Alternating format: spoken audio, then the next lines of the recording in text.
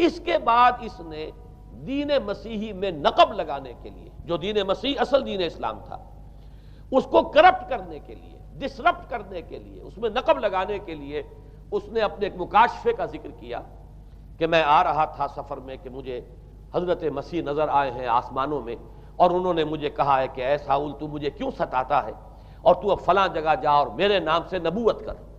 اس کے بعد اس نے لبادہ اوڑھا عیسائیت کا، اور اس نے آ کر جس طرح عبداللہ ابن سبا نے محمد الرسول اللہ صلی اللہ علیہ وسلم کے دین میں نقب لگائی، اسی طریقے سے اس شخص نے دین مسیحی میں نقب لگائی۔ فرق یہ ہے کہ دین محمدی صلی اللہ علیہ وسلم، چونکہ یہ آخری دین تھا، اب کوئی اور رسول آنے والا نہیں تھا، اللہ تعالیٰ کی طرف سے اس دین کو، اس شریعت کو ایک پروٹیکشن حاصل ہے، لہذا ایک جزو کی حد تک گمراہی جو ہے پھیل سکی، کل پر محیط نہیں ہوئی۔ لیکن بدقسمتی سے دین مسیحی کے بارے میں یہ ہوا کہ کچھ عرصے تک تو کشمکش رہی ہے، اصل دین مسیحی پر بھی جو کاربند لوگ تھے اور جو اس کے اوپر مستقیم رہے وہ قائم کچھ عرصے تک رہے ہیں، لیکن ہوتے ہوتے تقریباً اس دور تک آ کر جب کہ حضور کی بعثت ہوئی ہے، اصل دین مسیحی کے ماننے والے تقریباً ختم ہو چکے تھے، شاذ لوگ رہ گئے تھے، اور ان میں بھی یہ جرت نہیں تھی کہ اپنے اصل دین کا وہ اظہار کر سکے، بلکہ ہوتے ہوتے ان 600 سالوں کے اندر یہ ہوا کہ وہی پالزم جو ہے در حقیقت اس نے ہی مسیحیت کی شکل اختیار کر لی۔ یہ پالزم جو ہے یہ ہے در حقیقت، یوں سمجھیے کہ ادیان عالم کی تاریخ میں سب سے زیادہ گمراہ کن مذہب، جس کا رد عمل پیدا ہوا ہے یورپ میں، جس نے کہ اس دجالی فتنے کی شکل اختیار کی ہے۔ میں یہ چاہتا ہوں کہ اس کے ضمن میں چند باتیں آج آپ کے سامنے رکھوں۔ پال نے جو دین مسیحی میں یا دین اسلام میں جو صحیح دین ہے اللہ کا، اس میں 3 تبدیلیاں بنیادی کی۔ سب سے پہلا تو وہی جو قرآن کہہ رہا ہے الذین قالوا اتخذ اللہ ولدا، مسیح کو، حضرت مسیح علی نبینا علیہ الصلوۃ والسلام، انہیں خدا کا بیٹا قرار دیا گیا۔ اور اس میں بھی نوٹ کیجئے، بیٹے کے لیے عربی زبان میں 2 لفظ ہیں، ابن اور ولد۔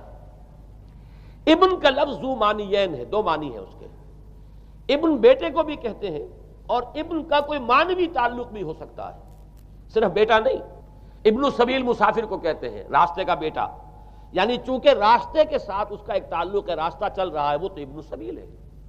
ابن الوقت، وقت کا بیٹا، وہ وقت کا بیٹا اس معنی میں نہیں ہے، بلکہ یہ ہے کہ جو ہر وقت جو ہے حالات کے مطابق گرگٹ کی طرح اپنا رنگ بدلتا چلا جائے، چلو تم ادھر کو ہوا ہو جدھر کی، وہ ابن الوقت ہے۔ تو ابن الوقت اسی طریقے سے جو میں نے دوسری مثال دی ہے، ان کو اگر آپ سامنے رکھیں گے تو معلوم یہ ہوا کہ ابن کے تو دونوں معنی ہو سکتے ہیں، لیکن ولد یہ بالکل مخصوص ہے اولاد کے معنی میں۔ ولد یہ تو گویا کہ صلبی اولاد، اور عیسائیت وہ ہے مذہب کہ جس نے کہ بدترین شرک کی صورت اختیار کی ہے، اور ان کے ہاں عقیدے میں یہ الفاظ ہیں کہ مسیح اللہ کا، خدا کا صلبی بیٹا ہے، تاکہ کوئی شک نہ رہ جائے کہ کوئی اور نسبت ہے جسے ابن سے تعبیر کیا گیا، کوئی اور تعلق ہے جس کے لیے یہ لفظ اختیار کیا گیا، صلبی کا لفظ استعمال کیا گیا ہے کہ یہ خدا کا صلبی بیٹا ہے۔ اور یوں سمجھیے اب اس کا جو نتیجہ نکلا کہ بیٹا اگر کسی کا ہے تو ظاہر بات ہے کہ وہ ہم جنس ہے، ہم نوع ہے اپنے باپ کا۔ انسان کا بیٹا انسان ہوگا، سید زادہ جو ہے سید کا بیٹا سید ہوگا، مغل کا بیٹا مغل ہوگا، گھوڑے کا بیٹا گھوڑا ہوگا، گدھے کا بیٹا گدھا ہوگا۔ معلوم یہ ہوا کہ بعین ہی جو کچھ باپ ہوتا ہے وہی بیٹا ہوتا ہے۔ لہذا اس لفظ نے در حقیقت شرک کی بدترین صورت اختیار کی کہ بالکل اللہ کے برابر، اللہ کا ہم نوع، گویا کہ بدترین شرک جو ہے شرک فی الذات ہے۔ اور شرک فی الذات کی بدترین صورت یہ ہے کہ جو عیسائیت میں آئی ہے کہ حضرت مسیح علیہ السلام کو اللہ کا صلبی بیٹا قرار دیا گیا۔ اب اس کے نتیجے میں چونکہ ظاہر بات ہے کہ آخر بائبل بھی موجود تھی، اس بائبل کو ایک دم کیسے ختم کر دیتا سینٹ پال؟ سینٹ پال کہیں یا بہرحال میں تو لفظ سینٹ اس کے ساتھ استعمال نہیں کرنا چاہتا، لیکن چونکہ ہمیں یہ ہدایت ہے قرآن مجید کی بھی کہ جو باطل معبود بنا لیے جاتے ہیں انہیں بھی ہم کوئی ان کے لیے توہین والے الفاظ استعمال نہ کریں، لہذا میں یہ لفظ استعمال کر رہا ہوں، ورنہ جی تو چاہتا ہے کہ کوئی اور لفظ اس کے لیے استعمال کیا جائے۔ لیکن جو بھی اس وقت دنیا میں اس کا معروف نام ہے پال، سینٹ پال، تو اس نے چونکہ ظاہر بات ہے کہ پوری بائبل کو کیسے ختم کر دیتا، ایک دم تورات کو کیسے ختم کر دیتا؟ تورات تو آج تک چلی آ رہی ہے بائبل کے ساتھ ملی ہوئی، the old testament, the new testament, یہ دونوں مل کر بائبل بنتی ہیں۔ لہذا اب گورکھ دھندا بنانا پڑا انہیں، وہ تسلیس والا گورکھ دھندا، 3 میں 1 1 میں 3، توحید بھی ہے تسلیس بھی ہے، 3 میں 1 1 میں 3، اور یہ وہ شے ہے کہ جس نے عقیدے کا تعلق عقل سے منقطع کر دیا۔ اس سے سمجھ میں آنے والی بات ہی نہیں، 3 میں 1 1 میں 3 ایک گورکھ دھندا ہے۔ نتیجہ انہوں نے یہ نکالا کہ ڈوگما در حقیقت اس کا عقل سے کوئی تعلق نہیں، ڈوگما بس عقیدہ ہے، اور اس عقیدے ہی کے اوپر سارے دین کی بنیاد ہے، باقی وہ عقل میں آئے نہ آئے، عقل کے لیے قابل قبول ہو یا نہ ہو۔ یہ بات اچھی طرح سمجھ لیجئے کہ اگرچہ ہمارے ہاں بھی ہم بھی یہ بات کہتے ہیں کہ بہت سے حقائق جو ہے کائنات کے وہ ایسے ہیں کہ جن تک عقل کی رسائی نہیں ہے اس کے لیے ہم مجبور ہیں، محتاج ہیں وحی کی ہدایت کے، لیکن 2 چیزوں میں فرق کیجئے، ایک ہے عقل سے ماورا ہونا اور ایک ہے عقل کے خلاف ہونا، ان دونوں چیزوں میں زمین و آسمان کا فرق ہے۔ ایک وہ حقائق ہے کہ جو عقل از خود ان تک رسائی حاصل نہیں کر سکتی، لیکن جب وہ سامنے آتے ہیں تو عقل تسلیم کرتی ہے کہ ہاں یہ بات سمجھ میں آتی ہے۔ ایک وہ چیزیں ہیں کہ جن کو عقل تسلیم نہیں کرتی، تو ایک ہے مخالف عقل، ایک ہے ورائے عقل، ان دونوں میں زمین و آسمان کا فرق ہے۔ ہمارے دین میں تو عقل کو اپیل کیا گیا ہے، لعلکم تعقلون، لعلہم یعقلون، اولو الالباب الذین یعقلون۔ اب ظاہر بات ہے کہ عقل کو ہاتھو برہانکم ان کنتم صادقین، لاؤ دلیل اپنی، تو دلیل سے عقل سے اپیل کی گئی ہے۔ اور اس میں وہ رشتہ جو میں نے کئی مرتبہ بیان کیا علامہ اقبال کے اشعار کے حوالے سے کہ عقل گو آستاں سے دور نہیں، اس کی قسمت میں پر حضور نہیں، اور گزر جا عقل سے آگے کہ یہ نور چراغ راہ ہے، منزل نہیں ہے۔ منزل تک تو عقل نہیں پہنچائے گی لیکن راستہ تو دکھاتی ہے، اور جب کہ وحی کی روشنی سامنے آتی ہے تو عقل اس کی تصدیق کرتی ہے۔ یہ ہے ہمارا موقف اور یہ ہے عقلی معقول موقف۔ لیکن عیسائیت نے، بلکہ کہنا چاہیے پالزم نے، مجھے یہاں پر لفظ عیسائیت اب استعمال کرنا نہیں چاہیے اس لیے کہ حضرت عیسیٰ سے اب اس کی نسبت نہیں رہی، حضرت عیسیٰ سے اس کی نسبت جو ہے یہ مس نومر ہے، یہ غلط نام ہے۔ دی 100 کا مصنف جو ہے ڈاکٹر مائیکل ہارٹ، اس نے یہ بہت بڑی بات کہی، اس نے کہا در حقیقت موجودہ جو عیسائیت ہے اسے پالزم کہنا چاہیے، یہ پالزم ہے، کرسچینٹی نہیں ہے، اس لیے کہ در حقیقت حضرت مسیح علیہ السلام کی تعلیم جب تک وہ دنیا میں تھے وہ یہ نہیں تھی کہ جو پال نے دی۔ البتہ اس نے پال کو بہت بڑا شخص مانا، اس میں کوئی شک نہیں، اس لیے کہ اس شخص نے تاریخ کے ایک دھارے کا جو ہے وہ رخ موڑ دیا ہے، اللہ تعالیٰ کے صحیح دین کو گویا کہ قلع قمع کر کے ایک نیا دین اس طریقے سے پھیلایا ہے کہ آج بھی شاید دنیا میں کثیر ترین تعداد عیسائیت ہی کے نام لیواؤں کی ہے، واللہ عالم، یا شاید گوتم بدھ کے ماننے والوں کی ہے۔ بہرحال یہ کہ بہت بڑی تعداد میں آج حضرت مسیح علیہ السلام کی طرف جو منسوب ہے غلط طور پر دین، اس کے نام لیوا دنیا میں ہے۔ اس اعتبار سے وہ یقیناً اس کا تو حق رکھتا ہے کہ اس کا نام بھی اس کتاب میں آئے کہ جس نے تاریخ کے اوپر اثرات اپنے پیدا کیے۔ اور حضرت مسیح علیہ السلام جب تک دنیا میں تھے، عیسائیت کی حقیقت بنی اسرائیل یا یہودیت کے ایک فرقے سے زیادہ نہیں تھی، ڈیٹیچ نہیں ہوا تھا یہ دین حضرت موسیٰ علیہ السلام کے دین سے، لیکن یہ کہ پال نے اسے بالکل ایک مستقل بذات ایک جدا گانا دین کی شکل دے دی ہے، تو یہ پالزم ہے۔ پالزم نے در حقیقت سب سے پہلا کام یہ کیا کہ عقل سے بالکل تعلق منقطع کر دیا۔ عقیدہ ڈوگما جو ہے وہ خلاف عقل، جو بات عقل میں آئے نہ آئے بس ماننی ہے۔ تو پہلی تو یوں سمجھیے کہ نقب جو لگی ہے دین کے اندر وہ اس تسلیس کے حوالے سے، اور تسلیس کا گورکھ دھندا خلاف عقل، لہذا ڈوگما کی جو کا لفظ جو استعمال ہوا ہے کہ بس اس کو تو ہم مانیں گے چاہے وہ عقل کے لیے قابل قبول ہو چاہے نہ ہو۔ دوسرا، اس سے بھی زیادہ آپ دیکھیے ایک سے ایک بڑھ کر اینٹ رکھی جا رہی ہے، خشت اول چونے حد میں مار کج تاثریہ میر ود دیوار کج۔ دوسرا کفارے کا عقیدہ جو مبنی ہے صلیب کے عقیدے پر۔ مسیح نے انتہائی ذلت کی موت، یعنی صلیب کی موت جو ہے وہ خود کہتے ہیں کہ انتہائی ذلت کی موت ہے۔ یہ ذلت کی موت کا پیالہ اس لیے پیا تاکہ اس کے ماننے والوں کی طرف سے کفارہ ادا ہو جائے۔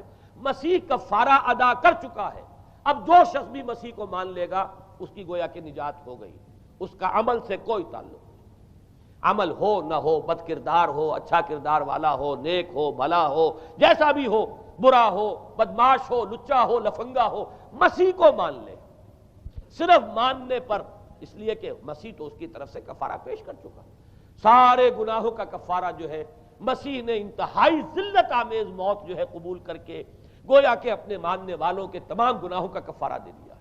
یہ دوسرا عقیدہ، اس کا نتیجہ کیا نکلا تسلیس نے عقل سے تعلق توڑ دیا تھا مذہب کا، اس نے عمل سے تعلق توڑ دیا۔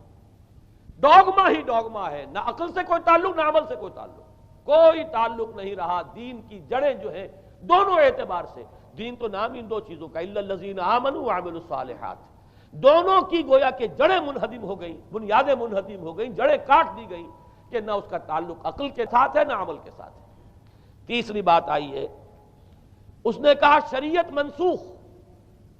یہ عجیب ہے، دیکھیے جسے آئرنی آف فیٹ کہتے ہیں انگریزی زبان میں۔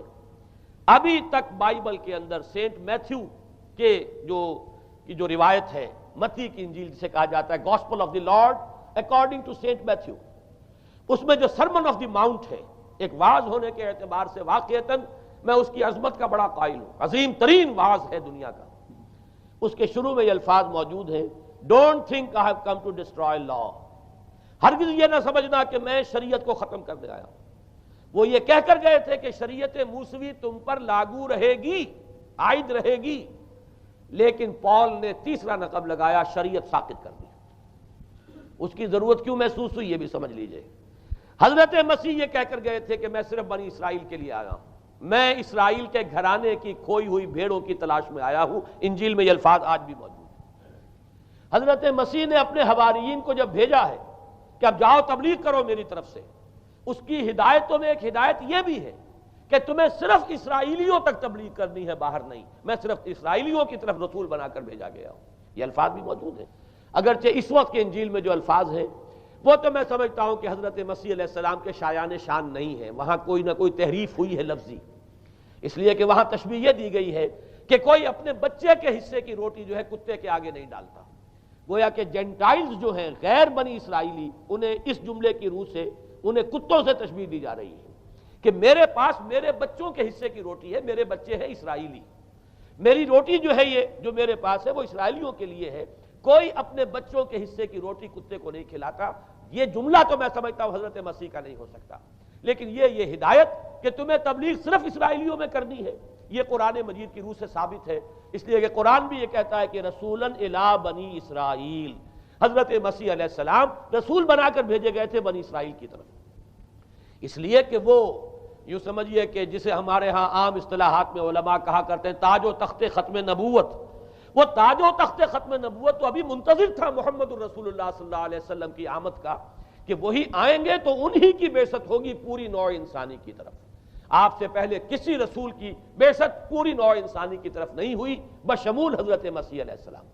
ہر جو ہے رسول جو آیا ہے آپ سے پہلے اپنی اپنی قوموں کی طرف آیا ہے، لیکن اس پال نے کیا کیا؟ پہلے تو یہ اصول توڑا، ہم اس دین مسیحی کی یا جو پالزم ہے اس کی اب تبلیغ کریں گے غیر اسرائیلیوں میں بھی۔ وہاں انہیں دقت پیش آئی، شریعت موسوی بڑی بھاری شریعت ہے، اب وہ بھاری شریعت جو ہے اس کو قبول کرنا تو لوگوں کے لیے آسان نہیں ہے۔ انہوں نے یہ کیا کہ یہ شریعت تم پر ساقط، شریعت کا بوجھ تم پر نہیں، برڈن آف لا یہ تمہارے لیے نہیں ہے۔ اور میں یہاں مثال دے دینا چاہتا ہوں، بین ہی تاریخ نے اپنے آپ کو دہرایا ہے۔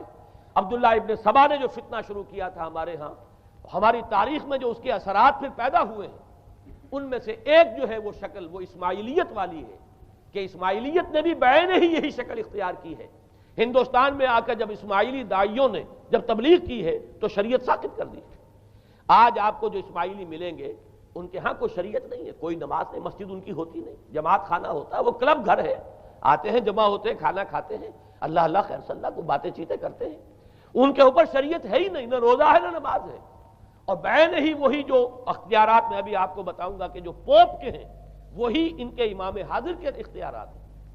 بہرحال تیسری نقب جو میں نے عرض کیا آپ سے وہ یہ تھی کہ شریعت منسوخ، اس کا نتیجہ کیا نکلا؟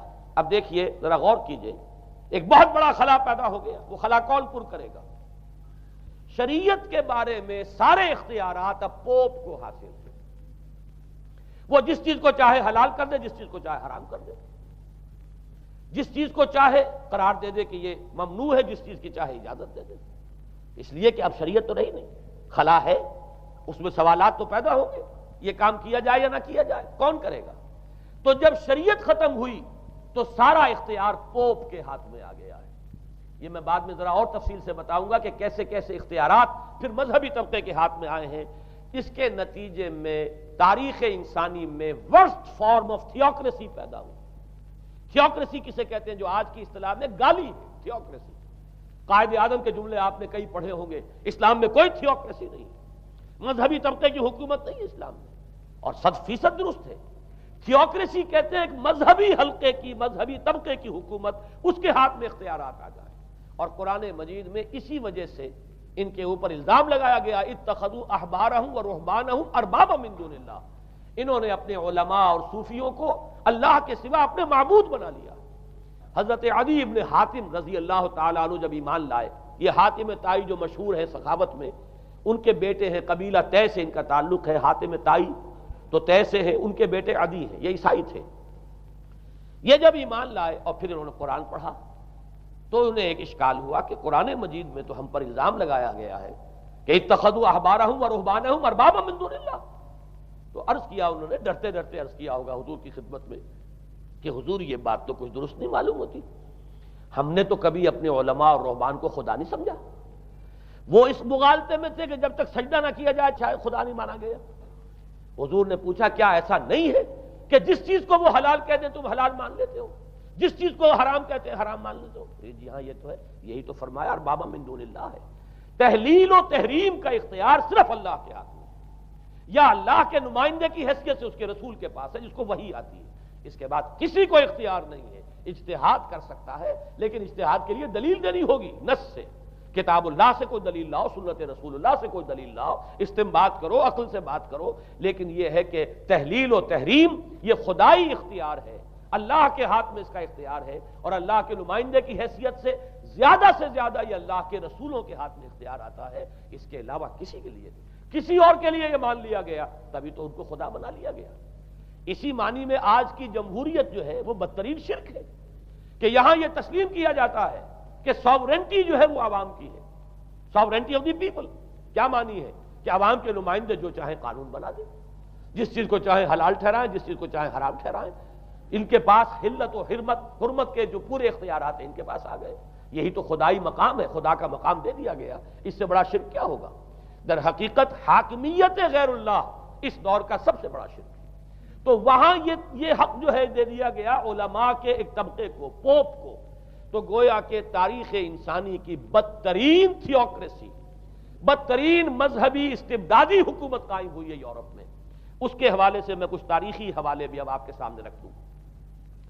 دیکھیے، جب تک پال نے یہ کام شروع کیا ہے تو تقریباً 3 صدیوں تک تو یہ صرف ایک مذہبی تبلیغ کا کام ہوا ہے۔